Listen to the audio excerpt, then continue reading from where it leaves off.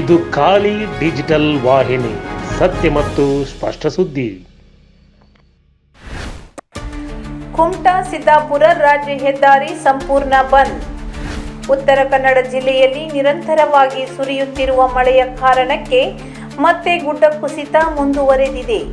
ಗುರುವಾರ ಕುಮಟಾ ಸಿದ್ದಾಪುರ ಮುಖ್ಯ ರಸ್ತೆ ಸಂಚಾರ ಸ್ಥಗಿತವಾಗಿದ್ದು, ರಸ್ತೆಯ ಮೇಲೆ ಕಾಡಿನ ಮರಗಳು ಹಾಗೂ ಕಲ್ಲು ಬಂಡೆಗಳು ಬಂದು ಬಿದ್ದು ರಸ್ತೆ ಸಂಪೂರ್ಣವಾಗಿ ಬಂದ್ ಆಗಿದೆ.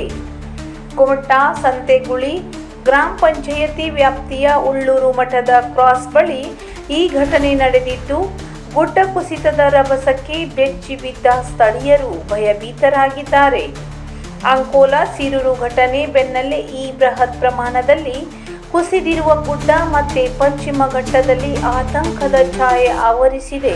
ಸಿದ್ದಾಪುರ ಮಾರ್ಗದ ಸಂತೆಗುಳಿ ಬಡಾಳ್ ಸೊಪ್ಪಿನ ಹೊಸಳ್ಳಿ ಮಾರ್ಗ ಬಂದ್ ಮಾಡಲಾಗಿದೆ.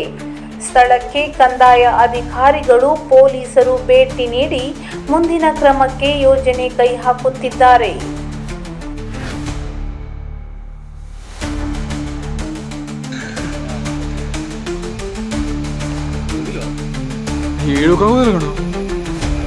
ನೋಡಿ ಇವರೇ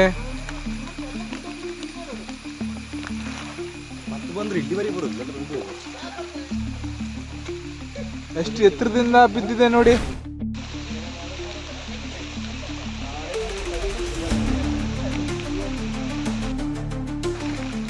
ಇಲ್ಲಿ ನೋಡಿ ಸಂತೆಗುಳಿಯಲ್ಲಿ ಗುಡ್ಡ ಕುಸಿದಿದೆ. ಉಳ್ಳೂರು ಮಠ ಕ್ರಾಸ್ ಹತ್ರ ಸುಮಾರು ಎತ್ತರದಿಂದ ಗುಡ್ಡ ಬಿದ್ದಿದೆ. ನೋಡಿ ನೋಡಿ ಎಷ್ಟು ಎತ್ತರದಿಂದ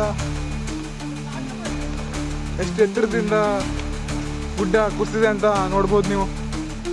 ಸಂತೆಗುಳಿ ಭಾಗದಲ್ಲಿ ನಡೆದಿದೆ ಇದು. ಸಿದ್ದಾಪುರ ಹಾಗೂ ಕುಮಟಾ ರಸ್ತೆ ಸಂಪೂರ್ಣವಾಗಿ ಬಂದಾಗಿದ್ದು